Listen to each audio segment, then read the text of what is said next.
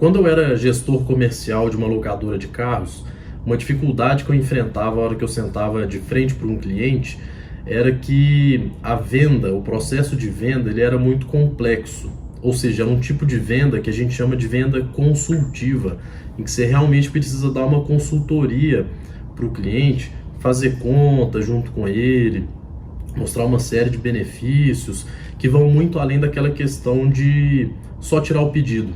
É diferente de quem chega, por exemplo, numa loja de roupa, vai comprar uma calça jeans, e lá na prateleira tem a calça jeans de 199, 299, tem alguns diferenciais ali de produto, e você tira o pedido ali e faz a venda. Consultoria em vendas, ela envolve um processo de tomada de decisão muito complexo na mente daquela pessoa que está ali do outro lado, na mente do cliente.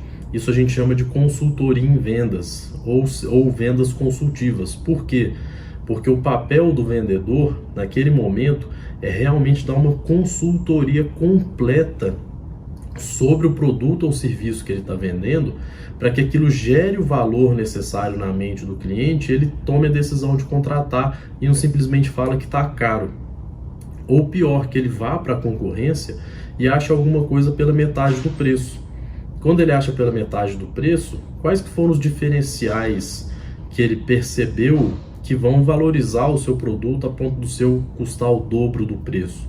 Então a gente chama isso de consultoria em vendas, ou seja, eu vou sentar com o cliente para poder explicar para ele diferenciais que existem no meu produto que fazem a gente ter um processo de geração de valor, ou seja, o cliente vai perceber valor naquilo que eu estou vendendo, e ainda que no final ele não possa pagar, pelo menos ele não vai achar mais que está caro, que esse que é o grande desafio. E a técnica que eu utilizava para isso era a técnica do fideato. Fideato, ele é uma palavra formada por iniciais de uma série de outras palavras, que são técnicas que a gente vai utilizar para que, no meio de uma conversa você que vende essa venda complexa, na hora que você se senta com o cliente, no meio daquela conversa, daquela consultoria que você está dando, você vai colocar esses 7 elementos do fideato como argumentos de venda, que eles aparecem até de forma meio velada na conversa, para que você consiga fazer geração e aumento de percepção de valor dentro da sua, antes de você chegar na sua proposta comercial, mas dentro do seu pitch e do seu discurso de apresentação. E aí eu vou dar um exemplo para vocês aqui, trazendo até um exemplo que eu mesmo utilizava durante esse processo de negociação. O que é o fideato? Já para deixar claro, o F é fato, o I é incidente, o D é demonstração, E de estatística, A de analogia, T de testemunho e O de objeto. Vamos lá. O que isso significa? Eu preciso atuar na mente do cliente em vários níveis, mais objetivos, mais subjetivos, para poder ter um processo realmente de convencimento e geração de valor. O que isso significa? Que esses 7 elementos que eu falei para vocês aqui, fato, incidente, demonstração, estatística, analogia, testemunho e objeto, precisam estar presentes em algum momento da negociação. No início, no final, durante, em algum momento eles precisam estar presentes, porque são eles que vão solidificar na mente do cliente. Vamos ao fato. O que é um fato? Você vai trazer ao longo da conversa com o cliente um fato sobre o seu serviço. Por exemplo, fulano, é um fato que o mercado de locação no Brasil nunca foi tão grande.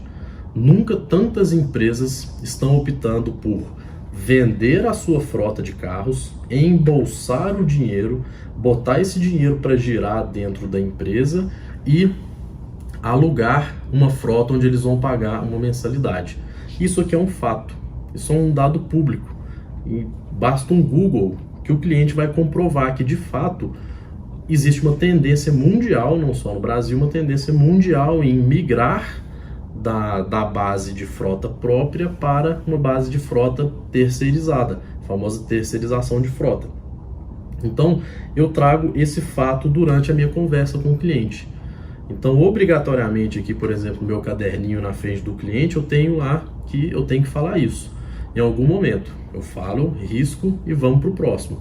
Naturalmente, na conversa, de forma velada, eu já estou criando uma argumentação. Já há uma percepção aqui de valor um pouco melhor a partir desse fato.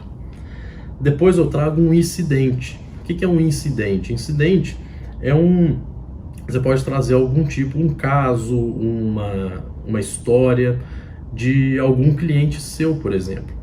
Olha, eu tenho um exemplo, eu acabei de citar esse fato. Aí eu vou citar um incidente. Eu tenho um exemplo de um cliente que explica muito bem isso aqui. O que aconteceu com esse cliente? Esse cliente ele tinha uma frota própria. Um dos carros dele estragou lá no Maranhão. Opa, você me dá um minutinho só para terminar de gravar aqui?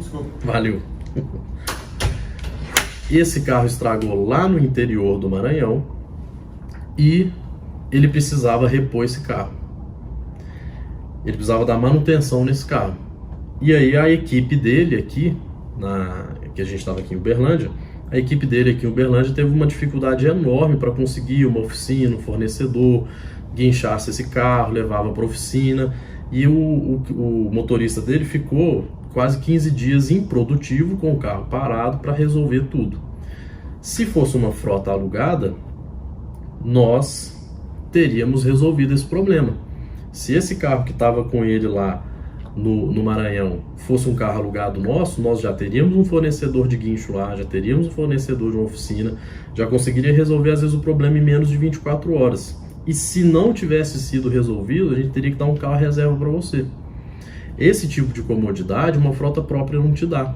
E não é só uma comodidade, é uma questão de produtividade também. Então eu trago esse incidente que vai ajudar a perceber valor. Então o cliente agora ele percebe muito mais valor naquilo que eu estou trazendo para ele. O terceiro ponto que a gente vai trazer é demonstrativo. Eu tenho que fazer algum tipo de demonstração para o meu cliente. Se você vende sistema, você vai dar um acesso temporário para o seu cliente. Se você vende carro, você vai dar um test drive. Então é realmente demonstrar ali algo para o seu cliente. E o que a gente conseguia fazer de demonstração, por exemplo, era rodar no pátio, mostrar os carros que a gente tem, a frota, quantos carros a gente tem na frota, a variação que a gente tinha, porque eu não consigo demonstrar, falar, aluga aqui um carro aqui um dia para você ver. Não funciona assim. Estou tentando vender 50 carros para ele de uma vez, uma frota com 50 carros. Não é um aluguelzinho de um final de semana que vai demonstrar para ele toda a qualidade. Mas a gente consegue demonstrar através de, olha, o tamanho da minha frota, a gente está presente em 4 cidades, a gente está atua nessa região, nosso diferencial é o agronegócio, e a gente fazia algumas demonstrações ali até mesmo de clientes.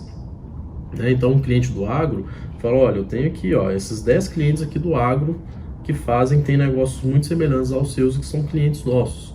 Então a gente busca demonstrar de alguma forma. Se o seu produto ou serviço lhe proporciona uma demonstração melhor, que você pode de fato entregar uma amostra grátis, você pode fazer um test drive, você pode dar 7 dias grátis para o cliente.